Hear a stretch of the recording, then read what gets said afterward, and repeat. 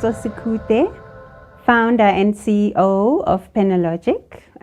The work that I do entails guiding businesses to align their business strategies with people and culture, as well as grooming visionary and transformative leaders who achieve goals and social impact. In the next few minutes, I'm going to share with you why corporates need to take well-being programs and non-communicable diseases seriously, how to plan for individuals, families, as well as design corporate programs.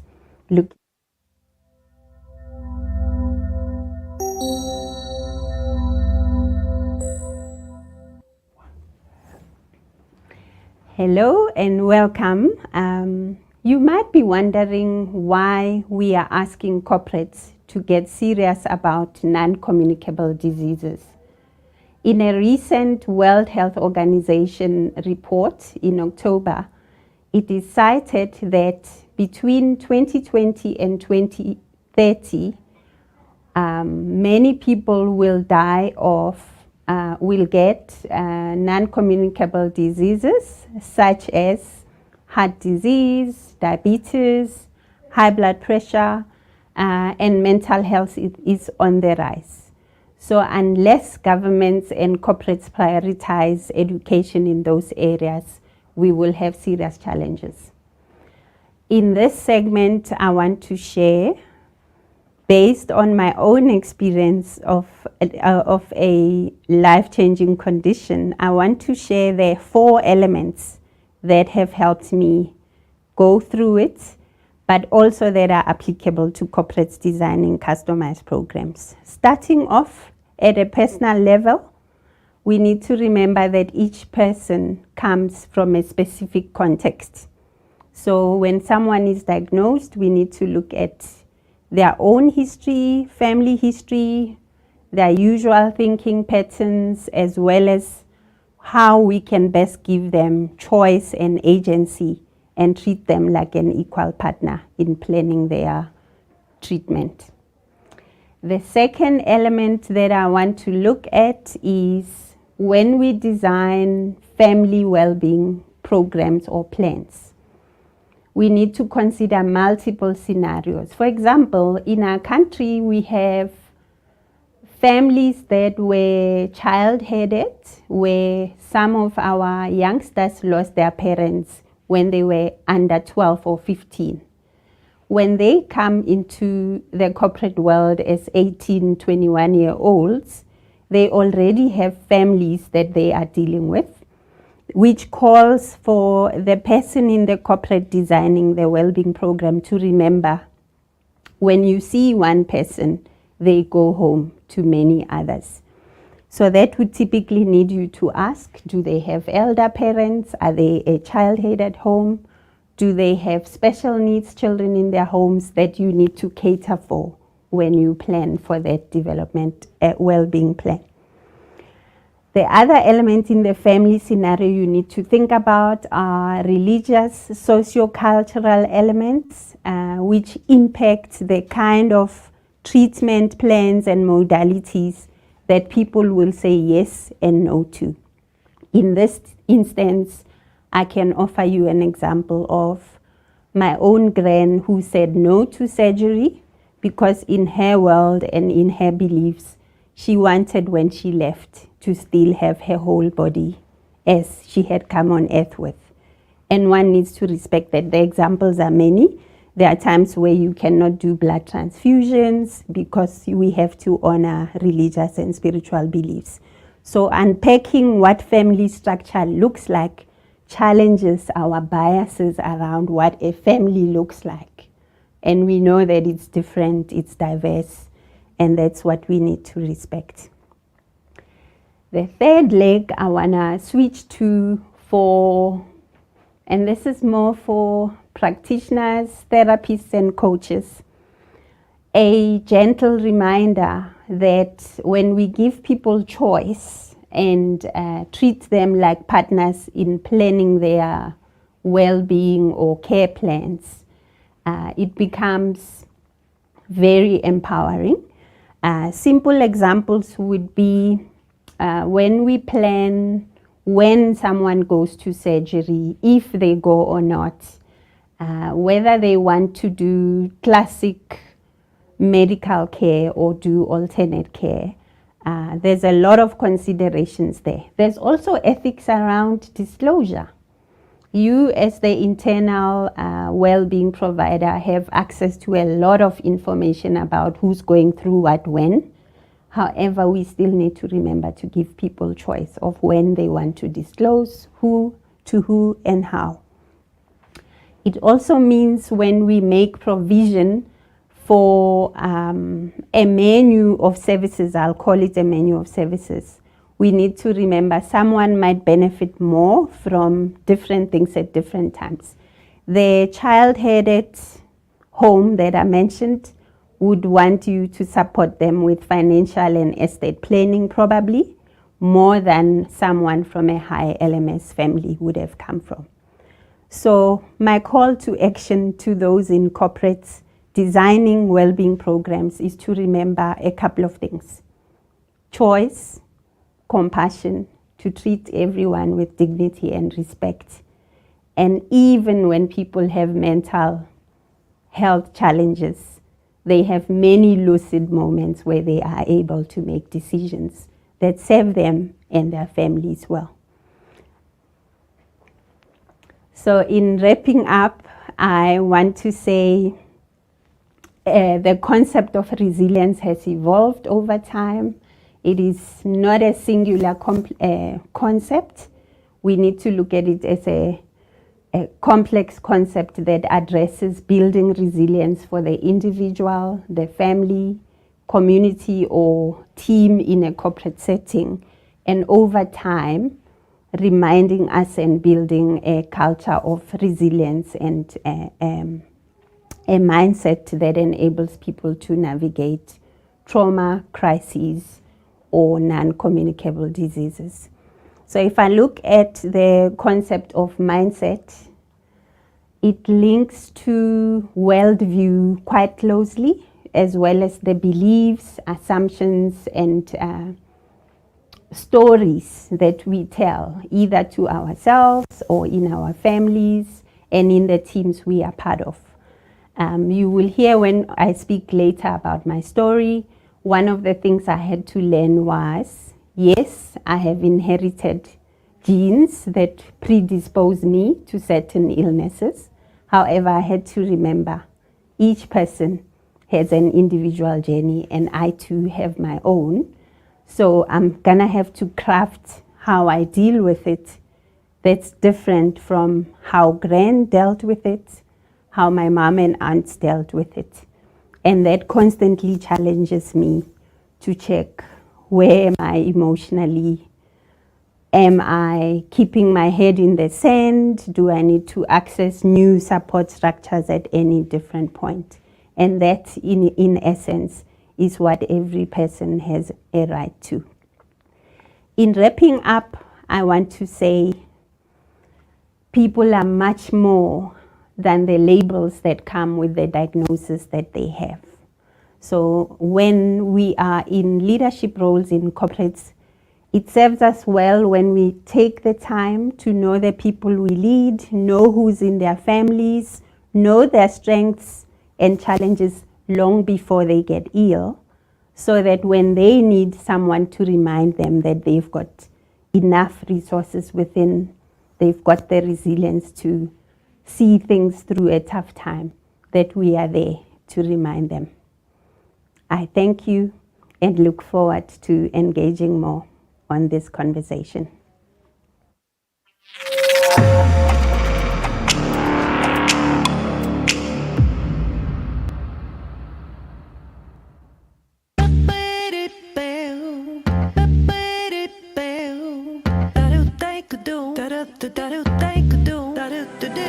What next? The story you need to work on to grow from here. Now you've started your business, you've got a product out there, you've got a service going, you have some feedback, you've got an idea of who your customers are, you've got some engagement going on social media, and that's great. I hope that all this content has helped you figure out how you can get going in your business without the big funny stuff, but just small, simple steps that can gradually help you get out there. So think about, can you get a mentor? Should you diversify your customers? Should you get new people to be customers? Should you get old people to buy new products? What are some different things you can work with that you can tweak to get you more sales and more traction in your business? Think about how you can continue to share on social media so people know about your story. Think about where you failed and what you need to improve. Think about what's working well and what isn't, and how you change those. It's okay if your business isn't working out how you thought. Take the feedback, adjust your product and service, change your market. It's okay to be agile, and that agility will help you stay in business. If you've enjoyed these 10 quick snippets on getting out there and starting your business, head over to our website or use this link and forward it to a friend. It's great to have more people be in business together so that we can continue to grow our community of entrepreneurs. And it's better to fail together, I promise you that, but also learning together as we grow our businesses. We hope that this has been valuable to you, and we wish you the best as you grow your business.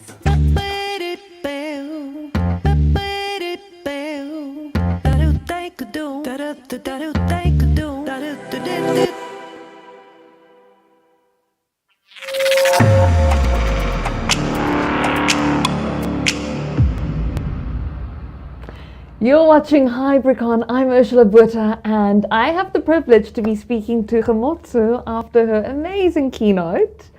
Thank you for sharing your passion for well-being. You are a woman on a mission, and I'm fascinated to know more about your journey.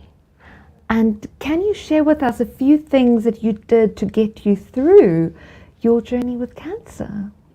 Thank you, Ursula. I appreciate you doing this conversation with me.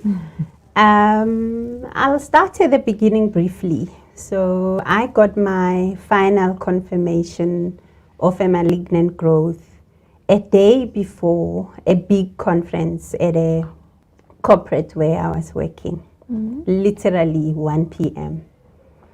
What worked is that we had an amazing well-being program. So the resident medical practitioner not only broke the news to me, but she immediately picked up the phone, checked if the surgeon would be available next week, got me the earliest appointment. That enabled me to walk home, even though it was hard. I walked home, picked up some bees on the way to the Gautrain, drove home somehow. I don't know how I got there. However, overnight, it enabled me to decide to still go ahead and dance things off at the conference. I have so much goosebumps right now. Dance things off. What does dance things off mean? So all of us have a different way of processing trauma and tough news. So some people will tell you, when I hear something tough, I will go to sleep it off. Others will tell you, I have to hit the road and run. So knowing that I process stress physiologically, I had to make a choice to move and dance that weekend, because there was nothing I could do over a weekend until I saw the surgeon on Tuesday. Yes. You're waiting for this moment. Yeah, and that would have just been too traumatic. So it's a matter of, when we talk in corporates about people have to get more active, to my point earlier about most non-communicable diseases are attributable to low physical activity. So instead of saying to everyone, exercise, go to the gym, that's not real, and it doesn't respect everybody's context. So we need to customize it. For someone, it will mean cleaning the house, getting the right steps. Yes. For another one, it's sweeping the yard, like my grandma used to do in her 90s. For others, it will be different things. So for me, it's dance. My ask to people is, find your way of letting steam off, processing things, and it's not going to be the same. That's beautiful. I I must confess, my way to sometimes process something is to cry. Yeah. And it's a beautiful way for me to just get rid of that tension and that feeling and just sit through it, let it move through my body. Absolutely. And dancing is one way it moves. So what type of dance? I'm so curious. It's a mix of things. If I'm listening to gospel, it's a different dance. If it's Latino music, it will be different. It's a whole range of eclectic dance and music. Do you have plans to go dance this weekend? Do you still dance? You're putting heads in my ideas in my mind. I always find an excuse to dance. In the car coming here, when I felt the nerves building up, I found an excuse to pump up a gospel song, because I stand on many to be able to speak, on shoulders of many to be able to speak. You know, my grandparents, my aunts, my mom have all lived with chronic illnesses, and I've learned lessons from all of them. Wow. So that's really a key takeaway that all of us can take with us today, is to find something like dance, music, and let it move through our body for healing. Do you have a second thing that was a tool that you found helping you through your journey? Because now you go for the operation. What's next? Yeah. So the next thing that I had to work through was my own mindset and inner conversations and beliefs. Because remember, when you get a diagnosis, it touches on your identity. It reminds you that you're not going to be on earth forever. It then brings up anything that you had not worked on before. So it's a constant battle. I use many things. I use prompts. You would have noticed I brought my twin boxing gloves.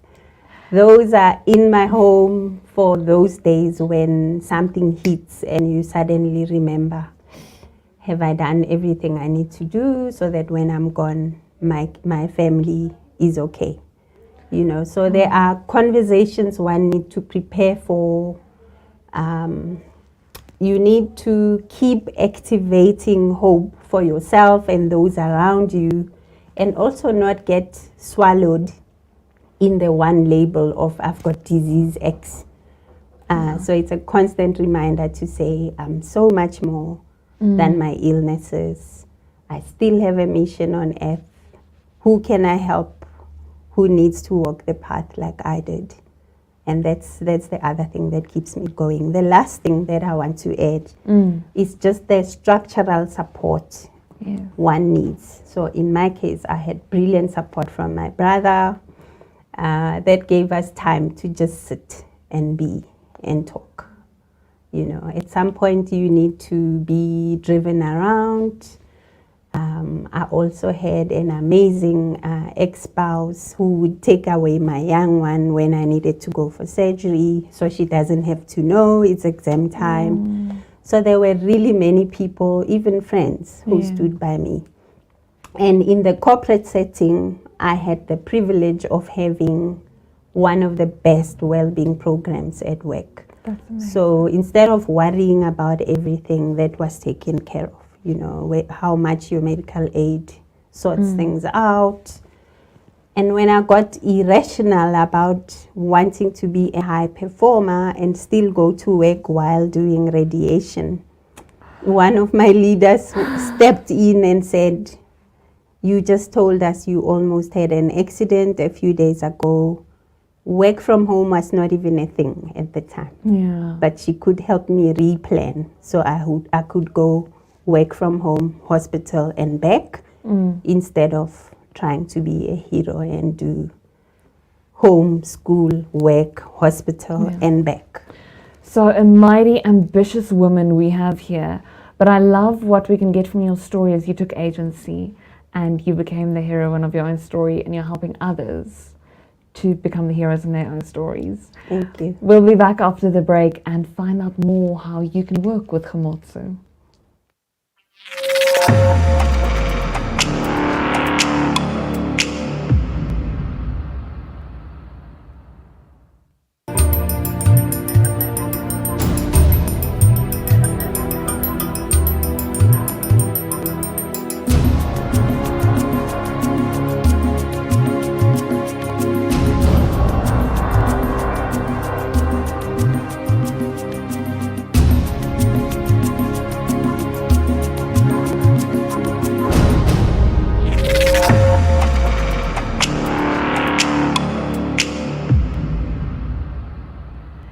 You are watching HybriCON. I'm Ursula Botha, and I have the privilege to speak to Kgomotso, who is on a mission to help corporates build well-being programs to really support the people who work for them.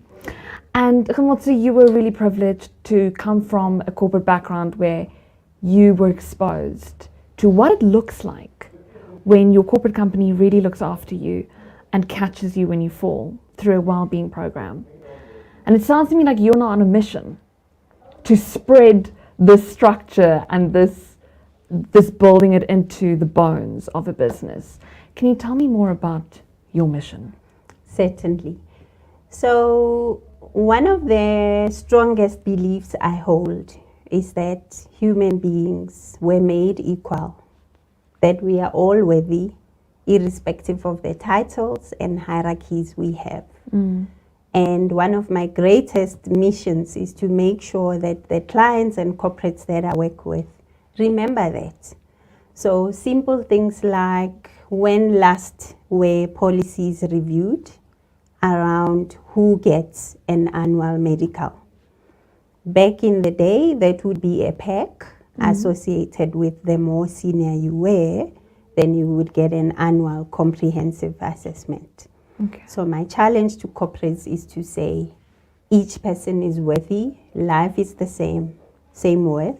So let's plan for everyone irrespective of rank and title, and it will take unique nuances depending on the kind of setting and family they come from. Yeah. So throw hierarchy out of the window, every person is equal. Exactly. Throw hierarchy away, flex around how we apply policies to different scenarios, and not to get super rigid around we only pay for this or 2 assessments or whatever the story is. When we know our teams and the kind of families that rely on them, then we can challenge the old singular models around what well-being programs look like or what they cover. So how could one work with you? There are different ways. So I coach leaders and their teams to help them serve their stakeholders, customers, and clientele as best as they can. So that could either be in individual coaching or team coaching. I also have ways in which I work with clients who want to customize their human capital service offerings, or those that want to navigate business transformation, be it mergers and acquisitions or system implementations. So that's the range. Fantastic. And how can people get hold of you? It's preferable on LinkedIn. Drop me a note there, and we can set up a chat. We can do a 15-minute conversation just to hear the kind of support people need. Beautiful. I also love LinkedIn, so you and I will connect after the show. Ursula, thank you. So please connect with Kgomotso, get hold of her. She's open to have the conversation, and let's bring well-being programs, because it is so important. Do you have any last words you want to share? My last words are, we live in Africa. We might want to have global mindsets. We also owe it to the people we lead to remember where they come from, what they hold dear, as we work with them and design things for them. And more importantly, each person needs to have agency and choice. So you can be the hero of your own story. Thank you so much, Kgomotso. Thank you for the opportunity, Ursula. I wish you well. All the best. Keep going. Thank you. Keep going. Thank you.